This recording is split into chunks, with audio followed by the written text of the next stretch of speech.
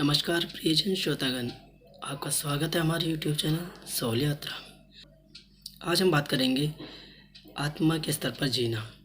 अर्थात आत्मा के स्तर पर जीने की शुरुआत करने से पहले हमें आत्मा और मनुष्य दोनों के बारे में जानना होगा। अर्थात हमारा शरीर और आत्मा दोनों अलग है, परंतु दोनों एक दूसरे के पूरक है। ये एक बहुत ही लंबी गहरी खाई है, इतना गहरा ये संबंध है। क्योंकि प्रत्येक मनुष्य को, प्रत्येक जीवात्मा को अगर ब्रह्म को जानना या ईश्वर को पाना है, भगवान को पाना है, तो उसे आत्मा के साथ अपने शरीर का भी साथ देना होगा।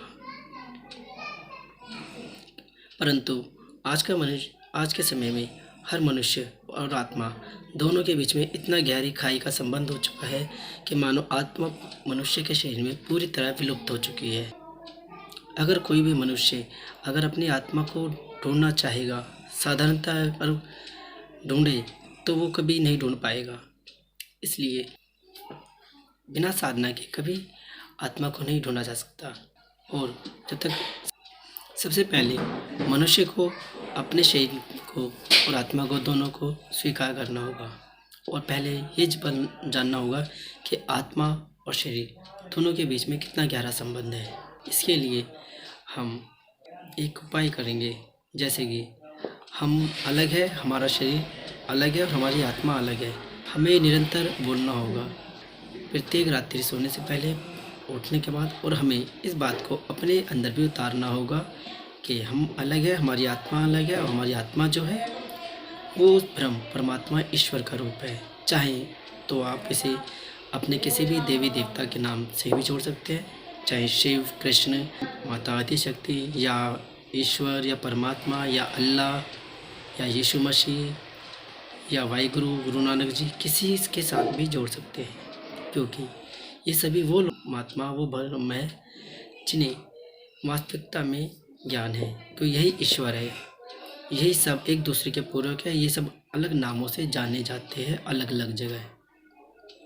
इसलिए आप किसी भी रूप में जाने, परंतु आप ये स्वीकार करें हमारा शरीर अलग है और हमारी आत्मा अलग है। पहले आप अपने शरीर को अपनी आत्मा से पृथक समझें। जब आपको ये आभास हो जाएगा कि आपकी शरीर अलग है, आपकी आत्मा अलग है, आपकी आत्मा जागृत होगी, उसके बाद आपको दोनों को एक दूसरे के पूरक मानना होगा। क्योंकि मनुष्य का जन्म 84 लाख योनियों में से केवल यह एकमात्र मनुष्य का ये स्वरूप का जन्म हमें हर मनुष्य को मिलता है, जिसमें कि उसके अंदर समझ पूरी तरह होती है, पूरी तरह सूझबूझ होती है और वो भगवान को जानने के हर तरीके को जानता है। अब वो किसी भी तरह से भगवान को पूजे, चाहे भक्ति से पूजे, प्रेम से पूजे, चाहे ज्ञान से पूजे, उनकी पूजा किसी भी रूप में ही यह मनुष्य का जीवन इसीलिए मिलता है। आत्मा का यह सिद्धांत द्वैत और अद्वैत का है। ये एक परिभाषा है आत्मा को उसके शरीर से अलग करने की और आत्मा के और शरीर के दोनों के एक पूरक होने की। इसलिए प्रत्येक मनुष्य को सबसे पहले ये जानना होगा कि उसकी आत्मा जो है वो एक जीवात्मा है। जीवात्मा जानकर ही वो किसी भी रूप में खुद को जान सकता है।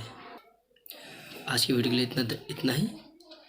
अगले अध्याय में हम जानेंगे द्वैत और अद्वैत।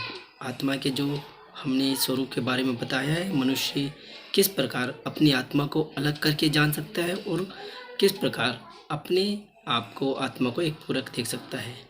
जब तक आप ये दोनों एक दूसरे के पूरक और पृथक नहीं करोगे, तब तक आप कभी ज्ञान को प्राप्त नहीं होंगे। अर्थात आत्मा का जीवन जो होता है मनुष्य की मनोवृत्ति से विपरीत होता है। मनुष्य जो सोच रहा होता है और जो उसकी इच्छा होती है वो आत्मा की नहीं होती। कुछ जगह ही आत्मा की इच्छा मनुष्य की इच्छा सीम होती है। यही सिद्धांत, यही चीज़ हमारे को आत्मा के पूरक के बारे में बताता है। जहाँ मनुष्य की आत्मा और उसके मनुष्य की मनोवृत्ति स्थिति, उसकी दिल की स्थिति दोनों जहाँ सेम होती है, जहाँ एक रूप में होती है, एक जैसी होती है, वही आपकी चेतना का समय होता है, आपकी चेतना जागृति का, कि आपको अपने मूल स्वरूप के बारे में ज्ञान हो सकता है। और यह सब हम जानेंगे आत्मा के द्वैत अद्वैत के सिद्धांत के बारे में। जिसके बारे में हमारे वीर शिरोमणि अष्टावक्र जी ने बताया गया है। आज के वीडियो के लिए इतना ही। धन्यवाद। जय माता की। अगर आपको वीडियो अच्छी लगे तो शेयर कीजिएगा।